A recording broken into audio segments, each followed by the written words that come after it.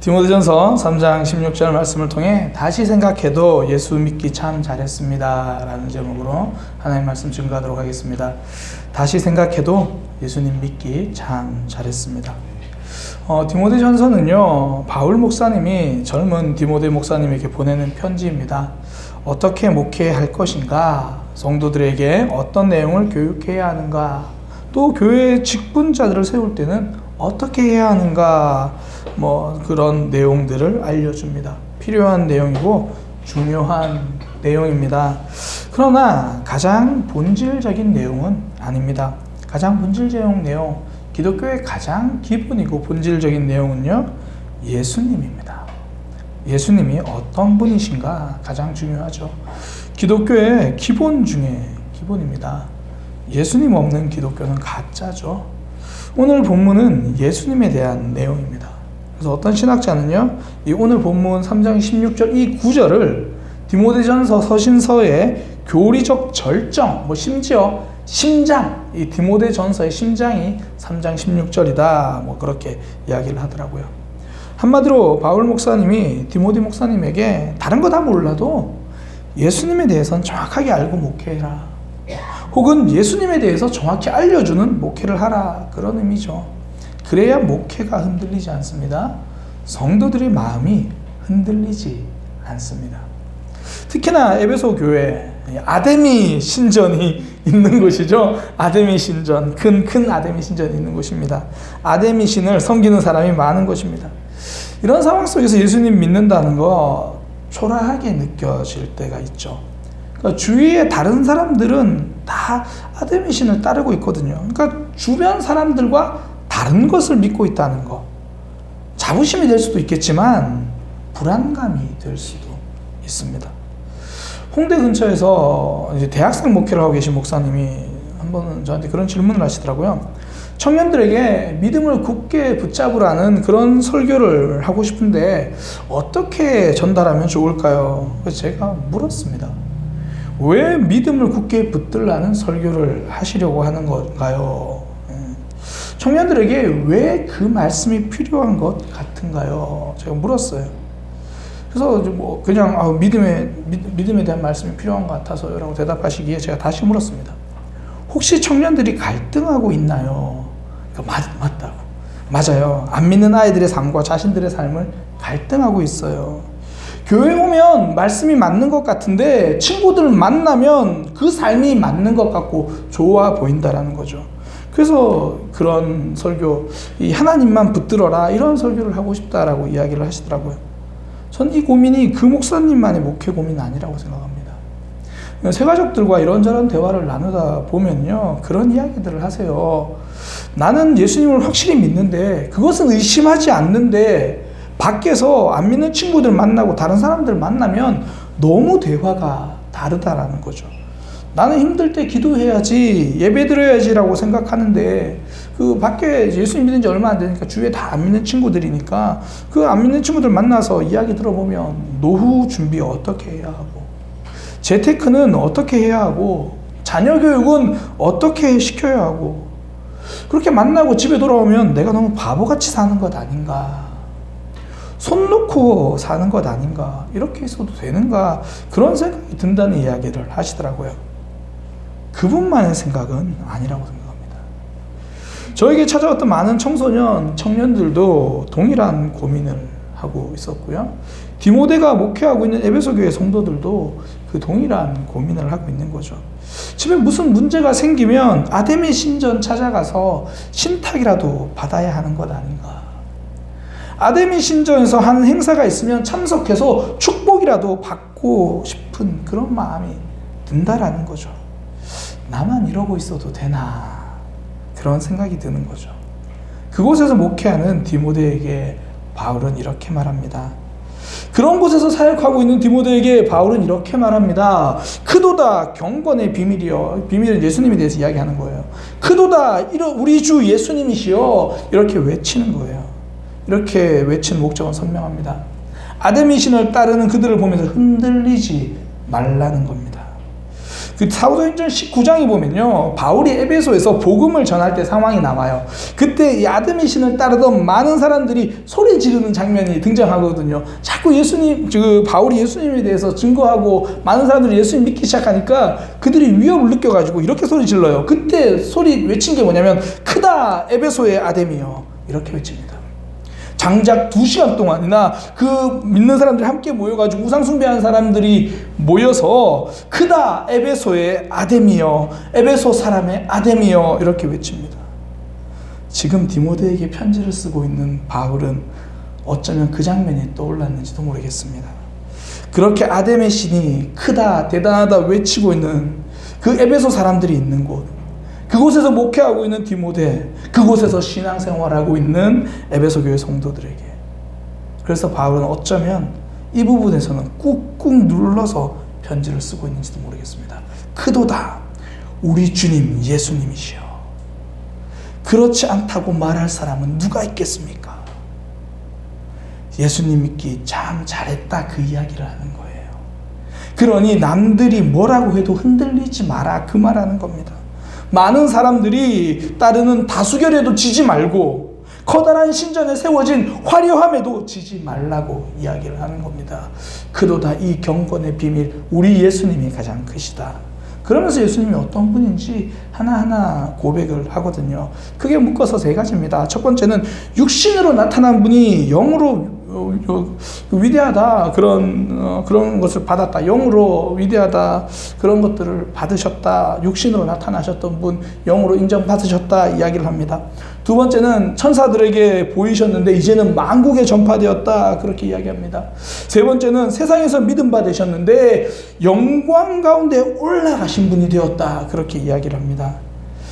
예수님에 대해서 크게 이렇게 3가지로 묶어서 이야기를 하는 거거든요. 우리가 신앙생활을 하면서 세상 따라가고 가고 싶은 마음이 들 때가 있습니다. 이렇게 열심히 한다고 뭐가 달라지는 게 있나, 이런 마음 들 때도 있고요. 믿음과 신앙생활에 대해서 마음이 흔들릴 때가 있습니다. 그런 마음이 들 때 예수님이 어떤 분인지 생각해 보면요, 그래도 예수님 믿기 참 잘했다, 그런 마음이 드는 거예요. 그래도 다시 생각해 보면 예수님 믿기 참 잘했다, 그런 마음이 드는 거예요. 하나하나 좀 살펴보려고 합니다. 그런 마음이 드는 첫 번째 이유 중에 하나는요, 예수님은 교사이기 전에, 영적인 교사이기 전에 몸으로 일하는 목수셨기 때문입니다. 인류의 구원자로 사역하시기 전에 30년간 대폐질 하셨고 망치질 하셨습니다. 어떤 날은 일이 없어서 고민도 하셨을 겁니다. 목수일을 배울 때는 망치로 손가락 여러 번 찍으셨을 겁니다. 예수님은 구원자로 사역하시기 전에 목수로 먼저 일하셨습니다. 그래서 오늘 바울은 이렇게 말합니다. 그는 육신으로 나타난 바 되신 분이다. 영으로 의롭다 하심을 받기만 한 분이 아니라는 거예요. 완벽한 하나님이기도 하시지만 완벽한 사람이기도 하십니다. 우리 삶을 아시는 분입니다. 우리 고통을 직접 겪으신 분입니다. 정호승 시인은 자신의 에세이에서 이렇게 말합니다. 예수님의 손에는 십자가에 박힌 못자국이 나기 전에 먼저 목수일로 생긴 굳은 살이 박혀 있었다.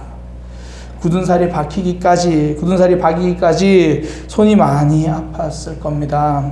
어떤 일 하나 배운다는 게 쉽지 않은 일이라는 거 우리 예수님도 알고 계십니다.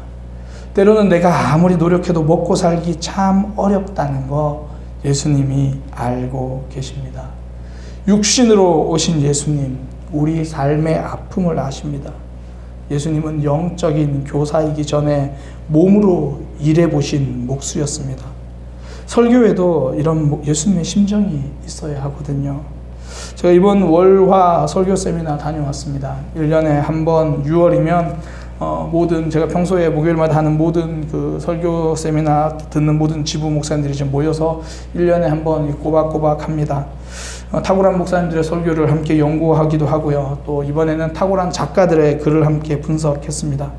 그러면서 자신들의 설교를 또 한 편씩 분석하고 또 분석한 마음으로 발표를 하거든요. 제 차례가 되어서 제가 했던 주일 설교를 발표했습니다. 많은 목사님들이 그래도 예의 있으셔서 칭찬과 격려를 해 주셨습니다.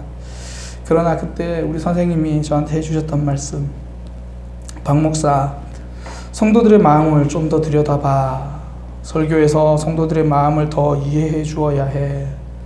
하나님은 우리 마음 다 알아주시잖아. 예수님의 설교를 보면 가난한 자, 아픈 자, 세리와 죄인, 그들의 마음을 다 만져주시잖아. 말씀 속에서 땀 흘리라고만 하지 말고 눈물도 닦아줄 수 있어야 해. 선생님이 지도해 주시는 말씀을 듣는데요. 제 부족함이 참 부끄러웠고 아직도 당연하겠지만 더 많이 다듬어져야 함을 깨닫는 시간이었습니다. 기독교는 일방적인 종교가 아닙니다. 사람 몸 입고 오신 예수님, 우리 삶을 다 아시는 예수님, 우리 눈물 다 알고 계시기 때문입니다. 오래전에 제가 설교를 마치고요, 한 분을 만났는데 설교를 들은 그분이 저에게 이렇게 말씀하셨습니다. 목사님, 오늘 말씀에서 믿음은 기다림이라고 하셨는데 저는 너무 힘들어요. 또 기다려야 한다고 생각하니 너무 힘들어요. 그래도 말씀에서 기다림이 필요하다고 하시니까 기다릴게요. 그분 말씀이 맞죠. 기다림은 힘듭니다. 그런데 왜 이렇게 기다리라고 하실까요? 우리 속도 모르고 그렇게 말씀하실까요? 속 모르고 하시는 말씀이 아닙니다. 예수님도 베드로를 3년 넘게 기다리셨습니다. 그 아픔을 아시는 거죠. 십자가의 사역을 앞두고 겟세마네 동산에서 이 십자가 지기 싫다고 기도하셨습니다.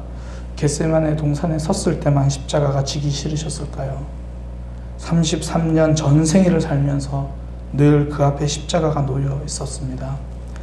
신앙생활 쉽지 않다는 거 누구보다 잘 아시는 분입니다.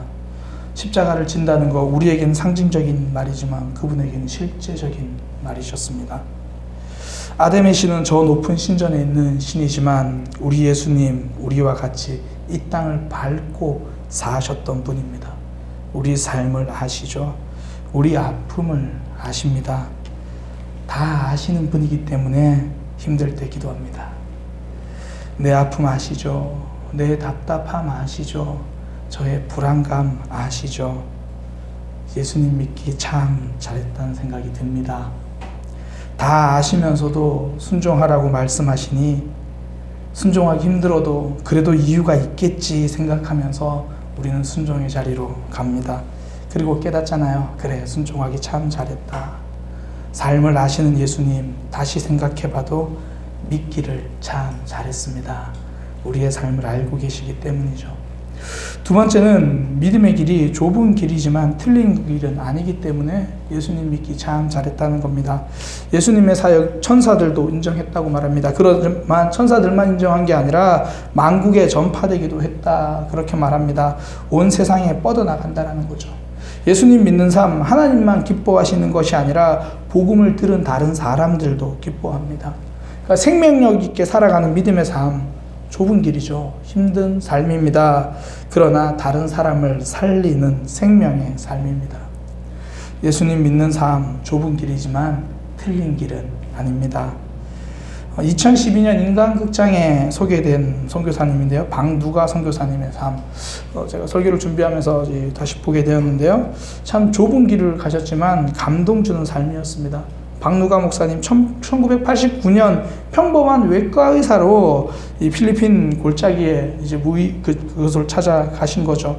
그곳에서 이제 정착하게 되신 겁니다. 아픈 사람들을 치료하기 위해서 필리핀 오지를 누비고, 근데 사실 다른 사람을 치료할 만한 본인의 건강이 아니에요. 뭐 췌장암, 2번의 위암 수술, 간경화, 당뇨, 그러니까 병마와 싸우면서 아픈 이들의 고통을 이해하게 됐다고 말하면서 선교사님이 선교 사역을 하시더라고요. 그러니까 그게 2012년 1월 달에 나왔는데 많은 사람들이 감동이 되었습니다. 장거리 의료 봉사를 다녀온 뒤에도 뭐 쉴 곳이 병원이 너무 좁아가지고 쉴 곳 자체가 없는 거예요. 그러다가 이제 병원 증축하게 되었어요.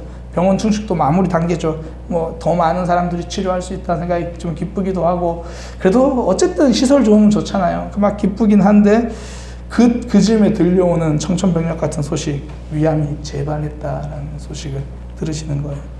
그러니까 그런 시한부 선고를 받고도요, 정작 자신의 치료보다는 다른 사람들의 아픔을 먼저 생각하고 다시 필리핀 비행기로 이제 가는 그 모습이 그 영상에 이렇게 나오는 거죠. 그럼 하는 말, 아파도 행복합니다. 그 길이 참 어려운 길이죠. 좁은 길입니다. 그런데 결코 틀린 길은 아니잖아요. 많은 사람들, 남들을 살리는 길입니다.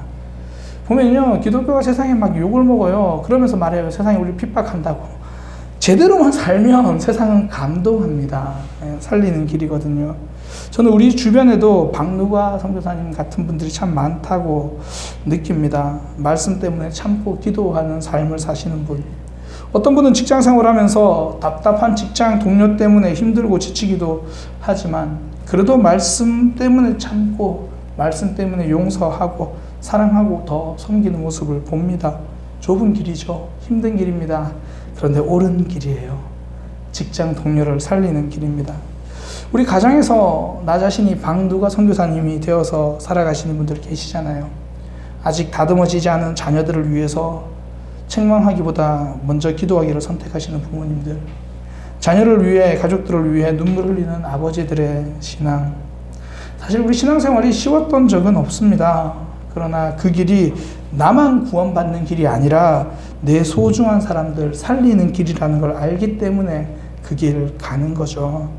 그 모습 하나님도 인정해 주시지만 결국 사람들도 달라지게 된다라는 거죠. 좁은 길이지만 틀린 길은 아닙니다. 그래서 힘들지만 예수님 믿기 참 잘했다 그런 생각이 듭니다. 근데 사단은 항상 가시밭길을 먼저 보게 하잖아요. 그래서 포기하라고 말해요. 그냥 쉬운 길로 돌아가라. 불편한 사람하고 시간 보내지 말고 미워하는 사람 붙잡고 사랑하겠다고 씨름하지 말고 그냥 피해라. 피하고 싶다 이런 마음 주잖아요. 많은 교회들이 연말이 되면 가장 긴장하는 게 뭔가요? 구역 편성이잖아요. 마음 맞는 사람과 구역하고 싶고 마음 편한 사람과 구역이 되기를 바라고 구역 편성 마치면 뭐 저 큰 교회들은 상처받은 사람들 막 상처받았다고 담당 교구 목사님들 막 찾아오고 뭐 그런 이야기들을 많이 들어요. 편한 길을 선택하려는 삶이죠. 그런데 그 와중에서도 아멘의 길을 가는 지체들이 있더라고요. 지체들을 품고 기도하면서 가는 사람들. 쉬워서 가는 게 아니라 좁은 길이지만 살리는 길이라는 거 알고 가는 거잖아요. 그리고 결국 돌아보면 하나님께도 인정받는 길이지만 결국 영혼을 살리는 길임을 증명하시더라고요. 스데반 목사님이 그러셨잖아요. 돌에 맞으면서도 죽어가면서도 하나님 저들은 저들이 하는 일을 알지 못합니다. 용서해 주세요. 좁고 힘든 길, 피하고 싶은 길입니다. 그렇게 돌 맞아서 죽었더니 그 자리에서 바울이 태어납니다.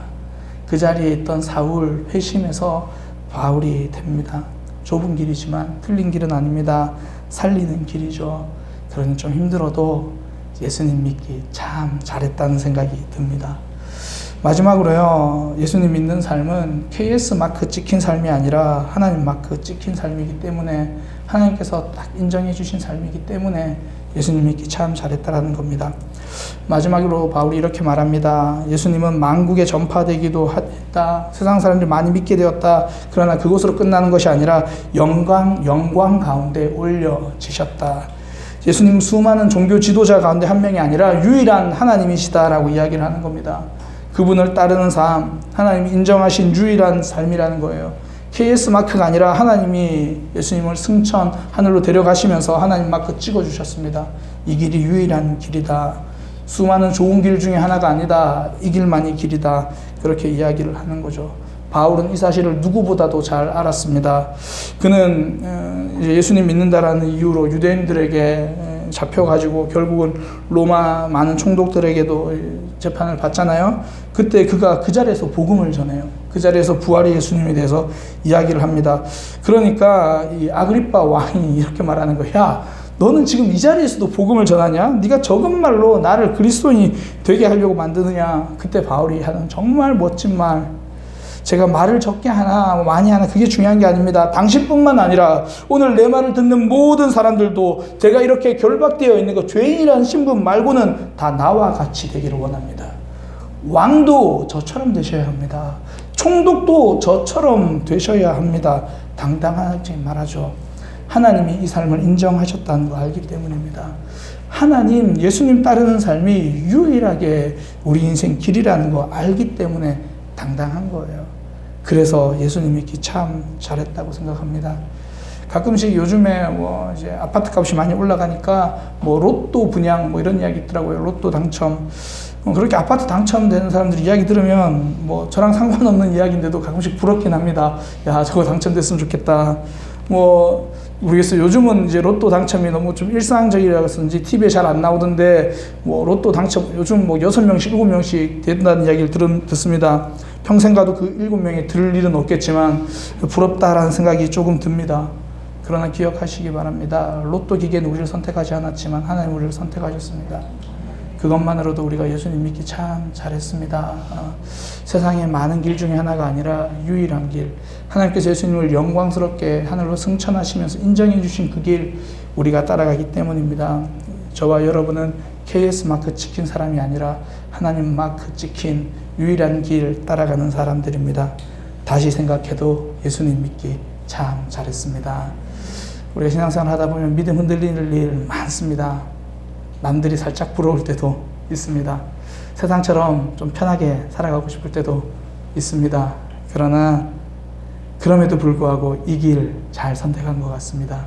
예수님 믿기 참 잘했습니다. 신앙생활이 힘들고 어려울 때 오늘 본문 말씀 이렇게 가만히 묵상해 보시기 바랍니다. 우리의 삶을 알고 계시는 예수님, 우리 삶 가운데 세상 가운데서도 바른 길이라고 알려주신 그분, 무엇보다 하나님이 인정해 주신 이 길, 그래도 우리 예수님 믿기를 참 잘했다. 이거 기억하며 살아가는 믿음의 삶이 되시기를 소망합니다. 기도하겠습니다. 하나님, 구원해 주셔서 감사합니다. 예수님 믿게 하시니 감사합니다. 힘들고 아프고 흔들릴 때도 많지만 다시 생각해봐도 예수님 믿기 참 잘한 것 같습니다. 그 믿음 주셔서 감사합니다. 우리를 선택해 주셔서 감사합니다. 믿음 흔들릴 때마다 예수님 붙잡고 승리하는 우리의 삶이 되게 하여 주옵소서. 예수님의 이름으로 기도드립니다.